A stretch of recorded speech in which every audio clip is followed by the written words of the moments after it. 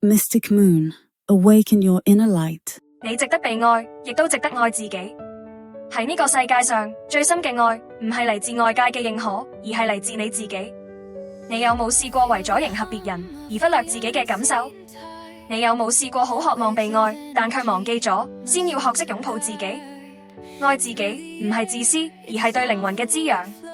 當你學識珍惜自己嘅價值，世界都會用同樣嘅溫柔回應你。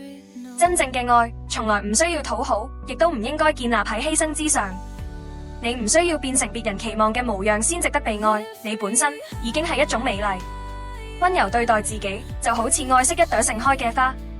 請學識對自己講：我足夠，我值得，我係被愛嘅。用愛去包容自己，俾自己時間去療癒，接受自己嘅不完美，擁抱自己嘅全部。當你真心愛自己，你內在嘅光芒會自然散發，吸引真正懂得珍惜你嘅人。你嘅愛唔應該只留俾世界，亦都要留俾自己。我哋成日習慣付出愛，但往往忽略咗自己都需要愛。請記住，當你內心豐盛，你先至可以真正去愛、去付出，而唔會感到枯竭。試下為自己做啲令心靈快樂嘅事，俾自己一個擁抱，對住嘅微笑，讓愛流動喺你生命入面。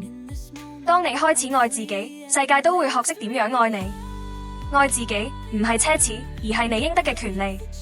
今日勇敢啲擁抱自己，相信你值得被愛，亦都值得深深咁愛自己。